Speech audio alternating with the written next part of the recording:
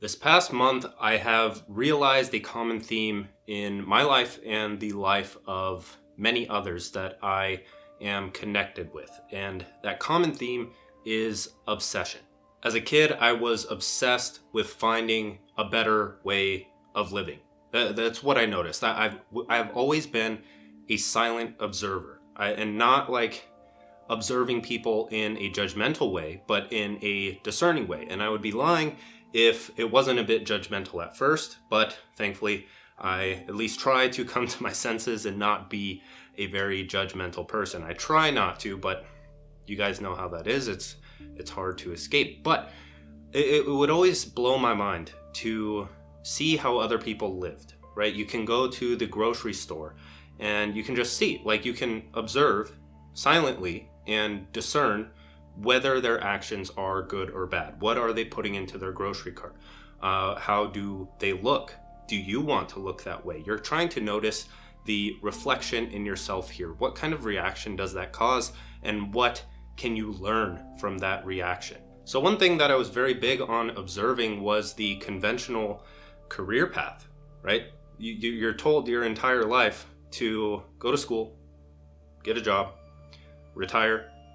And the entire thing sparked a lot of questions for me. It's like, why am I going to do this stuff to possibly get a job in this market? Possibly enjoy the 70% of my life that I don't have to myself, right? You only have like 30% of your life to live on your own terms when you're working 8 hours out of the day. And then also you are possibly going to be set up for success after 65 years. So thinking back and reflecting on this, I think this was a major reason why I decided to not pursue that path. I went to school. I ended up dropping out after 5 years because I switched majors too many times. I didn't know what I wanted to do, right? I don't think anyone knows what they want to do at 18. They don't. It's impossible to know what you want to do at 18. I was also the naive young teenager that was like, oh, I know what to do. Oh, I'm smarter than this 30-year-old. It's like, no, you're not. It's temporal leverage. It's time. I'm only 25, and I have been enlightened to this fact very quickly that your brain just isn't developed enough. You can notice it. Like once you turn 22, 23, 24, whatever, either way, at 18, you're going to be that kid that is like, no, I'm smarter than everyone. It's inescapable, but I'm just letting you know now that when you get older, you will realize some things. And I have, like, I'm still in that space where it's like, no, I'm smarter than this guy. And at 40 years old, I'm probably going to be enlightened to many other things that I'm not aware of right now. So pursuing an unconventional career path is something that hasn't been available for a long time, right? I'm very fortunate that I grew up in the time with the internet boom. And I'm very glad that it is continuing to boom because that's who I went to kind of find solace and people that I could connect with, right? I would follow the YouTubers, the fitness YouTubers, and I learned a lot from them. It got me in the gym for 10 years. It opened my mind and kind of expanded my awareness to understand that like, oh, there's an economy and then there's a digital economy and they both work similarly. I need to learn how to get in on this and create something that I can monetize and make money from. And so that led to me failing 7 different business models. If you've watched my channel before, you understand this. Tried everything, right? And then after like 4 or 5 years of just trying all of these things and failing, everything clicked because that's how it is. You gain awareness from your failures. You find the things that would have led to success earlier that you just didn't know existed because you didn't dive into it a bit. It's like when you start your first business, it's almost inevitably going to fail because there are just some things that books can't teach you. There are things that you are going to glance over because you just have no idea what they mean, right? When someone's telling you, oh, you need to do this, that, and that, a lot of that will not make sense because you haven't gotten to the place where it will make sense to you. Now, after all this time, this has led me to what I am theorizing, this is a theory, as the future career path, where what I think almost everyone will have to do in order to make some form of an income. The human psyche is wired for entrepreneurship. It is wired for survival. That is, and modern day entrepreneurship is survival. Modern day survival is entrepreneurship. We used to hunt, gather, trade, and now we hunt for, let's say, ideas.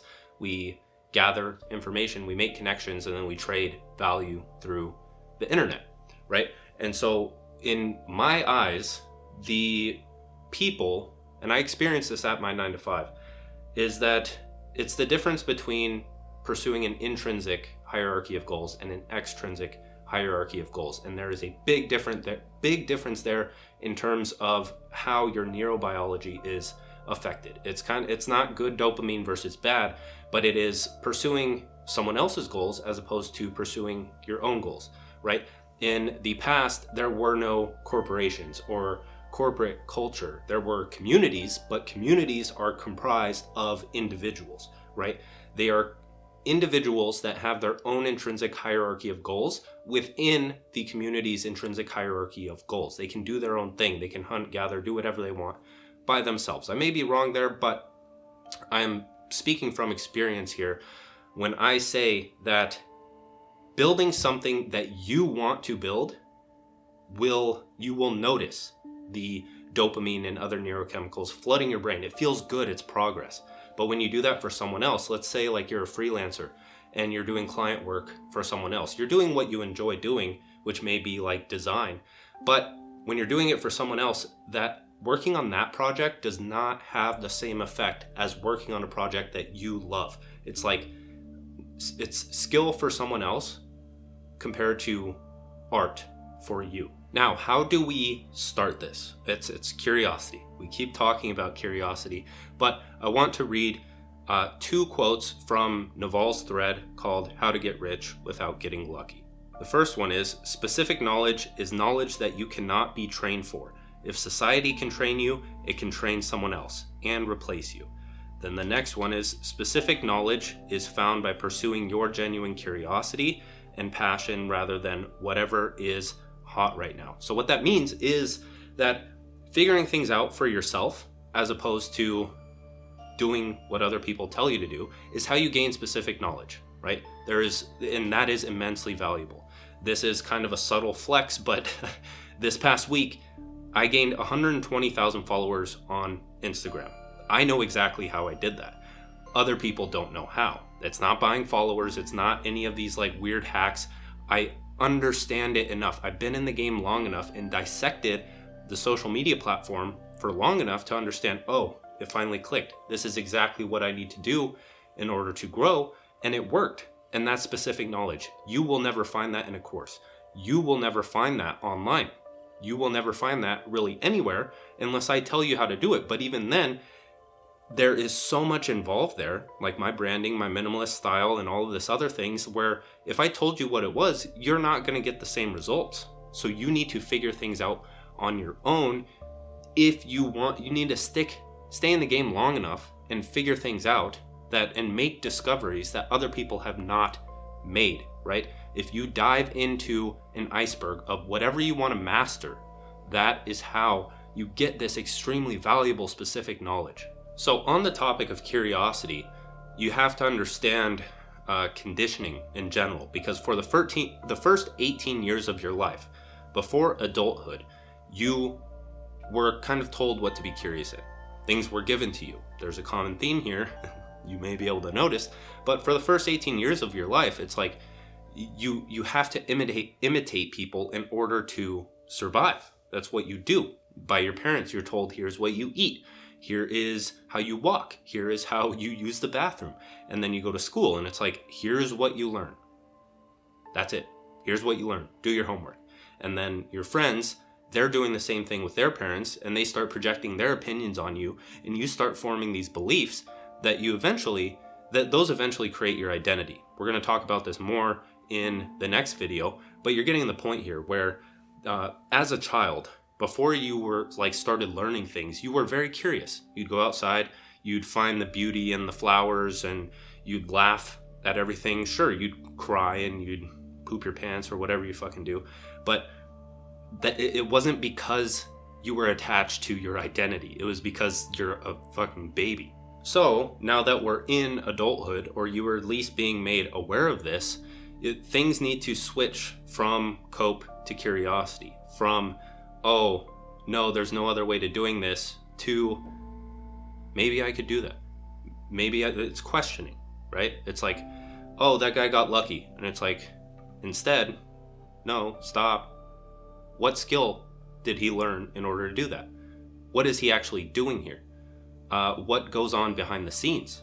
What is he posting about? How did he learn about that? You just ask questions horizontally and vertically until you gain the bigger picture, and then you can make whatever opinion you want to. But aside from that, it's just assumption. It's a blurred lens that you're looking through, and you're not seeing the full picture. You're just telling yourself, you're feeding yourself a story that you want to hear based on your prior conditioning. So after questioning, let's take the example of a skill. Like, oh, what if I did learn that skill that would lead to me doing X, Y, and Z? That, the next step after curiosity, is education. You buy books on it. You look on YouTube. You Google search it. You find the answers. The answers are out there, especially for beginner level stuff. The specific knowledge that you find by actually doing these things, that comes later. But the beginner level, the principles of all of this stuff, let's say the skill. If I could watch a YouTube... You guys are fucking lucky. We're all lucky. Because if I want to learn graphic design, I can go and watch an hour-long video on YouTube that will teach me everything I need to know about graphic design. And then once I do that, and I make a few of my own projects, I can go and apply for a graphic design job. And if I'm smart enough, and the job isn't silly enough to write off talent that doesn't have a degree, which a lot of them are opening up that option, I could get a fucking job. But for watching a few hours of YouTube videos. Or I could go and freelance and do whatever I want. So I have a theory, which we will dive into more in later videos. But I have a theory that humans are documenting the collective consciousness online.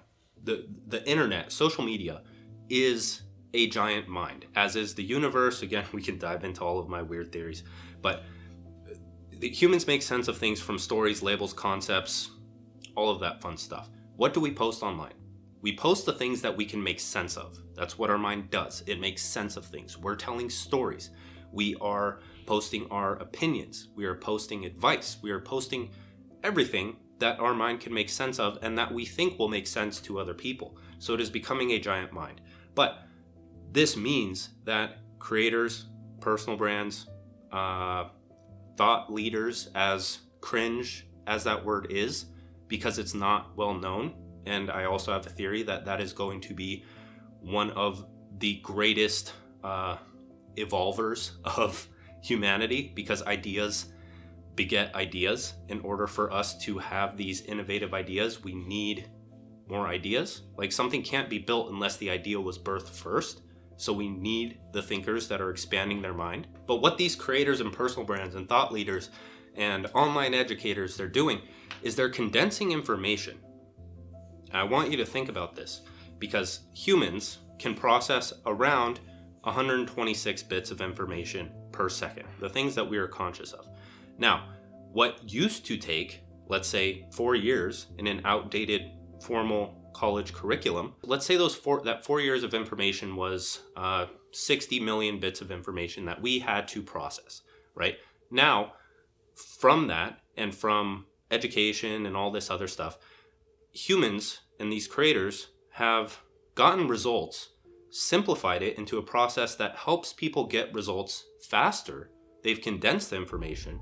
They're putting it in courses. They're putting it online as content. And what used to take that 60 million bits of information to get results now takes maybe 10 million bits of information. And this process goes on. That's what creation is, right? You are creating better solutions for people.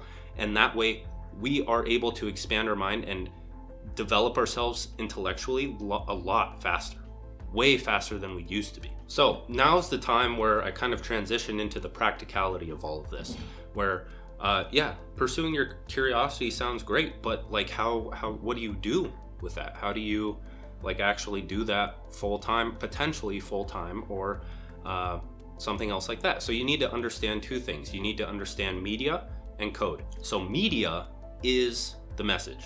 Media is communication. It's how we communicate as people, especially online, right? Like we're like TVs used to have commercials, that's media, but now, and the shows themselves were media, but now it's online. Everything is media. Literally the front end, the entirety of what we see on the internet is media, right? You don't see the back end, which is the code, which we'll get into. But media is how we distribute the valuable condensed information, like the zip file like knowledge, the 10 million bits of information that you expand in your mind and plug into your mind, and it gives you what used to be that 60 million bits of information. That's what media is. It's information. So in order to display your value online, because we already have the first two steps, right? It's curiosity, and then it's self-education. So learning by yourself online, right? And then what do? You are a perspective vessel. Nothing is original, but there are original perspectives, and that's where you come in. So the best way to do this, in my opinion, is like, you don't need experience to post a video online. You don't need experience to post an article online. You don't need experience for any of this stuff, especially if you understand perspective and positioning, which is a marketing term. So along with all of this curiosity, if you want to make it work and impactful and effective, you need to understand marketing, psychology, persuasion, possibly epistemology, philosophy. You need to understand the mind. You need to understand how we make sense of things. So stories, metaphors, concepts, what catches attention, what holds attention, what is deemed valuable. That's what you need to do, but you can learn it in public. You can post your perspective on something that you are learning, and you can give credit to people. It's like there are ways around not having experience and building experience while using this opportunity to post videos, articles, tweets, posts, whatever it may be, as a way to learn more. You learn the most. Let's say you're studying design. You will learn the most when you actually create something, and then you have somewhere to post it. You have accountability. You have direct feedback. So rather than sitting in your room and making fancy little designs, or even just learning and not doing anything with it, post it online. It's not like you have to turn this into a business, because even then, Twitter, LinkedIn, Instagram, they're all public resumes. You don't even have to grow. You just have to post your stuff, and then let's say you apply for a design job, and it's like, oh, let me see your work. Oh, here's my Instagram. They look at it, they're like, oh, this is fucking beautiful. You're hired, right? That's optimal situation, but you get the point. So just by doing this, at a minimum, you are not only learning faster, but you are potentially getting a job so you can make more money. And then if you want to take the entrepreneurship route, you have a good paying job that you can help fuel that with. Not that it costs anything to begin with, but then at a maximum, you're building leverage for the future. Let's say you're just doing this to get a job, right? Let's say you build 10,000 followers based on design, and then you go and create your own design course, because at this point you have specific knowledge. You've done things on your own enough to know, okay, these are the roadblocks I want people to avoid. This is how I would learn it. And all of this other stuff, you package it up, and you can give it away for free if you have a bad relationship with like selling courses and other things, or you package it up into a course or consulting or online mentoring. Imagine this, right? I've been toying with this for a bit, but why isn't online mentoring a bigger thing, right? Because at school, it's like, oh yeah, you need mentoring. And so you go after school and someone helps you for an hour and you get like one-on-one help. But what about like online, right? What if you know design really well and people that are following you want to learn how to design things so they can increase their own value? And so they hire you for mentoring, and you get on a Zoom call with them and you walk them through. Here's how you design stuff. Here's the design fundamentals, all of this other things. And boom, you make an income. And you may have freelance work coming to you and all this other stuff. And this is, oh man, one thing I have to mention, I keep forgetting to mention this like in blogs and on podcasts. So this is exclusive for you guys, because one limiting belief that I had, and so many other people have, is they don't have the creator mindset, and they think that there is like too many creators when it's only like less than 1% of people are creators. But even then, think about this. How many interests do you have? How many people do you follow on social media? Maybe like 200 to 500 people, right? Maybe more. Everyone follows that many people, right? Did you ever make that connection? Like even creators, I follow maybe like 300-500 people, and it's because I'm interested in those things. It's not like someone is going to choose you over someone else because of like, oh, they can't follow enough people. Everyone in the world is going to follow 500 to 700 people, right? There is more than enough work. That's what the creator economy is. It's a self-sufficient utopia. You don't have to sell these digital products only either. You can sell more than that. If you want to open up a farm and be like your followers go to grocery store, then you can do that. You can sell anything that's already selling. If you want to learn how to create fucking refrigerators and sell refrigerators to someone, be my guest. So we understand media, the front end of the internet. That's how you communicate. That's how you capture attention. That's how you potentially sell something of value to someone else and make an income for yourself. Now there's code, which is the back end of the internet and what houses all of this stuff, and is what, like, the advancements of tech and code allow for more creativity. We are kind of replacing some jobs here and there, but we're creating new jobs. Creators or whatever this is, or even sometimes freelancing, it wasn't a thing before. Like, we're creating an entirely new digital economy. That's why I started digital economics, my own school for this stuff, is because there's a fit there. I want to train people to be able to fuel this economy. So the thing about code is it's very similar in the fact that you can self-educate online. You can learn how to code. You can increase your value very, very quickly, and you can get a job. You can get a job without a degree in 6 to 12 months. That's what I did. I got a job in a year by learning to code.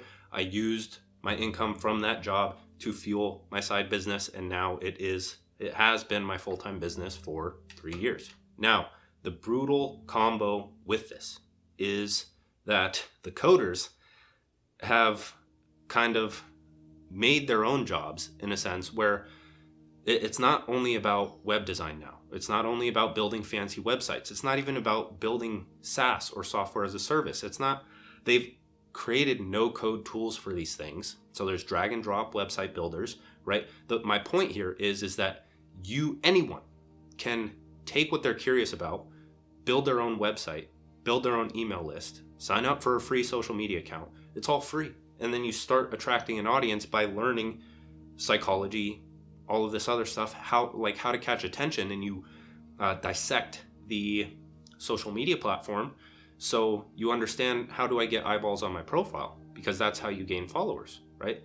That's it. That's what a lot of people start up. It's not just posting content. You have to get eyes on your profile in order to get followers. So now I want to read this quote to you from Jack Butcher, who is a designer. So it's kind of fitting, but he said, build distribution, then build whatever you want. So as we've learned, this is important. Distribution is just potential traffic. It's an audience, it's an email list, it's communities, it's your network's audience, it's everyone that can send traffic to something, right? So let's say I build a 100,000 follower audience. Let's say I want to sell a physical planner, which I actually used to. I want to sell a journal. Easier. I want to sell a journal. And I have my friends on the internet. Let's say I have like 5 friends. I connected with them in the DMs. They have 100,000 followers too. So now that's 600,000 followers. 600 something. And now I reach out to them. I write a post promoting my new product. I have them send traffic to it, and I get that many eyes on my product. If I make a lot of sales like that, that's a lot of money. So that's the point. Build distribution and then build whatever you want. Because at some point, when you have enough traffic, you really can build whatever you want. Especially, like, you see not Mr. Beast, he's not a very good example, but you see people online where it's like they have their merch. They have other things that are exclusive to them, and they have distribution, and so they're going to sell it to them. Now, with all of this, the world is going personal. We're losing trust in formal education. We're losing trust in corporations. We want that human connection more. And the thing with that is that, as I've illustrated in this video, everything's kind of going decentralized, right? YouTube is educating people on modern skills much faster than colleges are. People are flocking there and learning and making as much money as they want because that's what happens, right? And it's going to continue to move more individual as it would. It used to be individual, like individuals within communities, and then corporations were like, oh no, I'm going to come and take this all for myself. And now it's going back to individuals and communities. So keep an eye out for that, because a lot of people are talking about this, and it's inevitable. I mean, I'm a part of it, and many other people are a part of it. And with that, I also want to read this quote from Naval. Naval was a huge inspiration for this video and everything else that went along with it. There are almost 7 billion people on this planet. Someday, I hope there will be 7 billion companies. Naval. And the thing with this is like, I didn't understand it at first. It's like 7 billion companies? Like, no way. No, not everyone can have a business. And then maybe a year or two after being exposed to this quote, it's like, yeah, this is actually can happen and probably will happen sometime soon. So might as well just try to take advantage now. So let's make this even more practical, right? I'm a fan of practicality. I'm also a fan of theory, as you can tell at the beginning of my videos. So people that stay later in my videos, they get a bit of like a treat. Now, but this may be beginner level advice. This is beginner level advice, but for the people that just like want to learn more about this, I'll give some to you. So when it comes to products and services, there's 3 different types you can sell, right? There's done for you, done with you, and do it yourself. Done for you is like freelancing, where you literally create, let's say, a website for someone, right? And then there's done with you, which is like consulting or the online mentoring thing I was talking about, where you get on a call with someone or you're in the DMs with someone and you help them with whatever problem you can solve because of your expertise. And then there's do it yourself, which is something like a course where you package up that information that you have and you sell it and distribute it to other people. So another Naval quote. What do you know? The first one is a quote from Archimedes, but it leads into the next one very well. So that quote is, "Give me a lever long enough and a place to stand, and I will move the earth." And then after that follows from Naval, "Fortunes will require leverage. Business leverage comes from capital, people, and products with no marginal cost of replication, code, and media." So this is like, I've been dissecting Naval's philosophy on this and have kind of, it's become my own philosophy without even realizing that it was from Naval. But this is how you make a fortune for yourself. And we're talking about like wealth here, not just riches, right? We're talking about having more than enough money to meet your basic needs and do what you want. It's what humans are meant to do. So with all of that, start building leverage. Start posting online. You don't have to be in the entrepreneurial mindset yet. Eventually you will be, because it's part of your psyche, but start posting. Why not? You learn faster. You possibly get job opportunities. It's personal growth. It really is. It sheds light on your blind spots very quickly, and it helps you. It gives you a project to apply everything to, right? You might not be remembering or experiencing certain things because it's like, I don't have a place to actually utilize this thought or idea. That's the difference between a thought and idea, is utility, right? So you're out and about, you're having this thought, and then it's like, oh, I could write about this online. And so you start to organize it and you're like, how can this actually help people? And so it's great because you start turning everyday experiences into life lessons that not only you benefit from because they get solidified in your mind that way, but you're helping other people and you're attracting an audience and you're actually doing some good in the world and you're impacting people where it truly matters, and that is their direct human experience. So that is it for this video. I have more coming to you next week. Next week we'll be talking about intelligent imitation. But for now, check out the links in the description. There's the private community. There's the 10x your creative output free challenge. There's the power planner, which is also free. The podcast, all of that fun stuff. Be sure to like, subscribe, enter the rest of the generic end of YouTube call to action here, and I will see you in the next video.